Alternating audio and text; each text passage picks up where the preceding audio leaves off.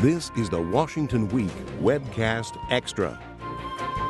Hello, I'm Gwen Eiffel, and welcome to the Washington Week Webcast Extra. I'm joined around the table by Dan Baltz of the Washington Post, Gene Cummings of the Wall Street Journal, Karen Tumulty of the Washington Post, and Reed Wilson of The Hill. Now that we're on the other side of the nominating conventions, let's talk a bit about the infrastructure of the events themselves. There are balloons and there are confetti, and there are funny hats, but there's a lot more happening under the surface.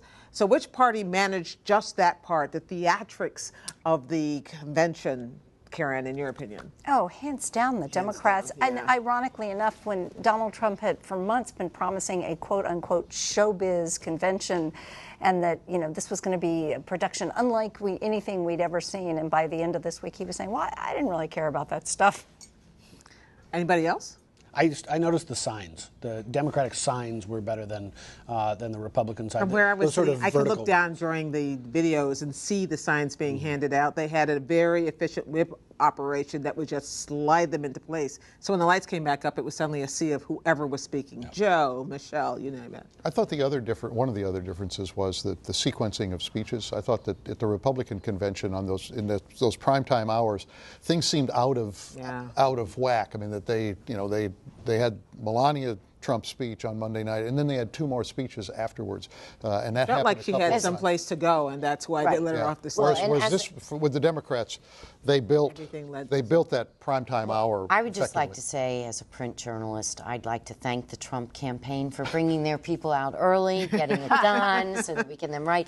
But no, as a television journalist, let me say there were long musical interludes that I wasn't happy about. I agreed the Dems ran a better show, and they may have run a better show because they were afraid of what Trump was going to do. Because Trump can do, or we assumed could do, TV, and they had to be worried that he was indeed going to put on a very good show. But then we all forgot that Manafort hasn't run a convention since 1976. So, you know, there's something there that's not in sync. But the other thing I noticed with the Democrats is that they saved the best for last. They did. I mean, those last 2 hours of prime time, that was compelling television, not just good politics. And I've never seen any party do that well. Yeah. So my pick for best, most effective speech was Michelle Obama, who I think I've never heard give a bad speech, but there was something about the timing of her speech, which grabbed all of the convention's distraction over other things that had been going up until that moment, and did a couple things. It reminded people of what will happen when the Obamas leave, loyal Democrats who love the Obamas, and it also was emotional, I thought. What was your favorite? Well, I think it would just be hard to top her, and in fact, for the rest of the convention, the speakers, as they would speak, would say, "Well, and then here I am following Michelle." You know, including anybody else, Joe Biden? Or? Well, I thought there were a number of. I mean, I thought she gave a very effective speech, and the other thing she did, you know, harkening back to the disruptions of that day, she changed that convention with her speech. Because up to then the story was of problems with the DNC, problems with the Bernie people, and she put an emotional edge on it that moved it in the direction that the Clinton people desperately needed. I thought President Obama's speech may have been the most effective of the week because he did so much in it. And one of the things he did that I think was strategic and potentially very significant was they grabbed back, obviously, the idea that America is great. I mean, they tried to get that, you know, counter Trump on the idea that it isn't. But they were doing it in the context of an America that is a diverse America, a changing America, a transforming America, an America that to some people is a little scary. They were trying to say, this is a great country and here are the reasons why. My personal favorite was Joe Biden.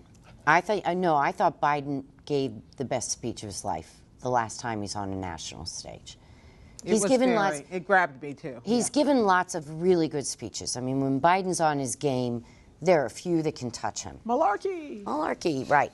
But the way he stopped the applause, spoke directly into that camera. So if you were sitting on the couch, he was talking right at you. He had teleprompters around him, but we all know he views that as a benchmark of opportunity, not what he has to read. So, But he was concise, though. He was brief, especially for Joe Biden brief, which I think made his messages much more powerful, and not so much in his validation of Hillary, which was fine. It wasn't any better or worse than anyone else. But his indictment of Trump was very powerful. Well, speaking of Trump, there's one other thing we didn't get to in the main program, and it's this whole he has a gift for distraction. He has a gift for stealing the limelight, which is what he set out to do a couple of times this week, but unintentionally, I think, when he looked in the camera once again and said, gee, Russia, you might really want to look at Hillary's emails, which every foreign policy expert grabbed their heart, as this was as a betrayal of what a president would do.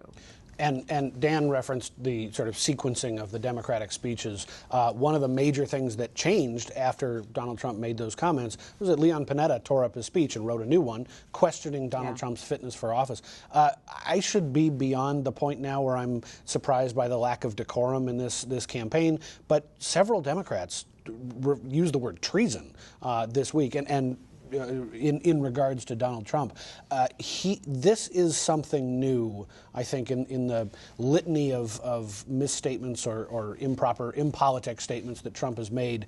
You think it turns a corner where it actually will change? Because every time we think that's yes, true. that's true. But it also opened a Democratic door to really hammer home the question of whether or not this person is fit to be in office. Hillary Clinton the standout line in her speech to me was, if this is somebody who can be rattled by a tweet, do we want them to have access to nuclear weapons? This is a new line of attack that is really going to, I think, pay dividends for Democrats in the long run. He thrives on chaos. Yeah. And whether by design or by accident, he is a strategic disruptor. And I think part of that was that.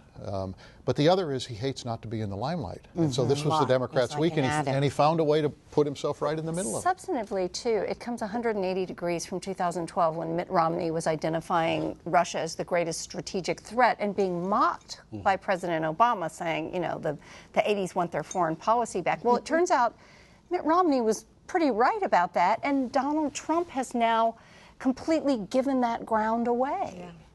Well, thank you all very much. I know that you're very tired, as am I, because it's been an amazing couple of weeks. But it's not over, guys. It's just beginning. For a deeper dive into this week's history-making politics, go to the Washington Week homepage for a brief history of women in politics. You'll learn things you did not know. That's at pbs.org/Washington Week. And that's it for the Washington Week Webcast Extra. We'll see you next time.